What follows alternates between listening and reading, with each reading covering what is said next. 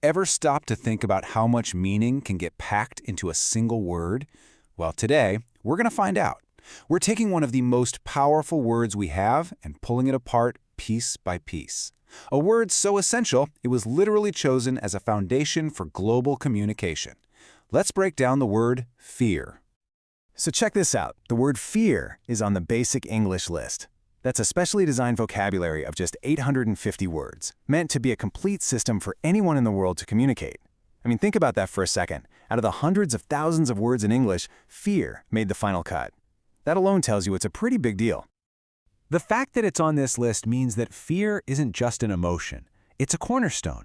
It's one of those essential building blocks you absolutely have to express a whole range of ideas clearly to anyone, anywhere. It's really a key to unlocking so much of our language. And to really understand any word, you've got to start with the absolute basics. Before we get into all its meanings, we have to connect with how it sounds. Let's just talk about how to say it. As you can see, there are some subtle little differences. In Australia, it's kind of like fia. In the UK, it's pretty similar, fia. For this explainer, we're just going to stick with the common American pronunciation, fear, fear. It's a simple kind of sharp sound, isn't it? Really gets straight to the point. All right, so now that we've got the sound down, let's start building on that. First up, we're going to look at fear as a noun. When we talk about it as a concept, a feeling, basically as a thing you can have. And this is where it gets really interesting. As a noun, fear is incredibly versatile. It has three totally distinct jobs. First, it can be that classic feeling of danger. Second, it can mean the chance or the probability of something. And third, it can mean a feeling of deep respect or even awe. Let's break each of those down. Okay, so this first one, this is the one we all know. It's that primal feeling, right? That gut-level reaction you get when you sense danger. Your heart starts racing. It's a direct response, whether the threat is real or just in your head. The key is that it's a feeling caused by a specific trigger. This example just nails it. The thought of a ghost is the trigger, and fear is what happens next. And notice that phrasing, struck with fear. It's like it's an outside force that literally hits him. It's something that happens to him. Now for the second meaning, and this one's a little more abstract. Here, fear isn't an emotion at all. It's about probability. We use it to talk about the chance that something, usually something bad, is going to happen. I love this example because it shows you the word has a bit of a personality. When someone says there's no fear of that, they're really just saying there's no chance of that. It's a casual, almost sarcastic way to say you're positive something's not going to happen. And now for the third and maybe the most profound meaning. This one totally flips the script. It takes fear from being something negative and turns it into this feeling of awe and reverence. It's not about being scared. It's about recognizing that something is so powerful it deserves your deepest respect. So in this sentence, the fear of God isn't about hiding or being terrified. It's about a deep, powerful respect for divine power. It's pretty amazing that this one little word can take us all the way from seeing a phantom in the dark to contemplating the divine. Okay, so we've seen fear as a thing you can have. Now let's switch gears and see what happens when it becomes an action. What does it actually mean to fear something? This one's the most direct and simple use of the verb. It's just the active process of feeling that emotion we were just talking about. When you fear something, you are actively in a state of being afraid. It's the emotion put into motion.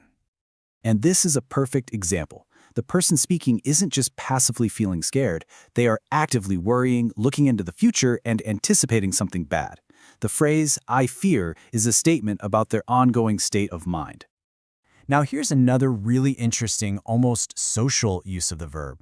Sometimes "I fear" is used as a formal or polite way to introduce bad news. It's like you're softening the blow, showing that you regret what you're about to say. And wow, this example shows you the real weight this phrase can carry. It's so dramatic, so somber. Using "I fear" at the beginning immediately sets this serious, regretful tone for the massive statement that follows. To really understand a word, you kind of have to look at the company it keeps. So let's explore the words that hang around fear. This helps us see where its boundaries are and really understand its place in our language. Now, this slide makes a really important distinction. On the left, you've got synonyms, words with similar meanings. A worry is like a low-grade fear, and a phobia is a really intense, specific fear. But on the right, you have words that describe what causes fear. To frighten or scare someone is to make them feel fear. And that difference between feeling it and causing it is absolutely key. So, after digging into all these definitions, the pronunciation, and its relatives, let's zoom back out. Let's get back to where we started this whole thing, that idea of basic English. This number, this is what it all comes back to. Fear is just one of 850 words. It's part of a tiny toolkit designed to be powerful enough to build almost any idea you could possibly need to express, from seeing a ghost to respecting a god. And this right here, this is the whole philosophy. A word like fear makes the list because it's a workhorse. It's got so much depth and versatility. Once you understand its 5 different meanings, 3 as a noun and 2 as a verb, you unlock a huge amount of expressive power. It's the perfect example of why a simple vocabulary doesn't have to mean simple ideas. And that leaves us with a final thought.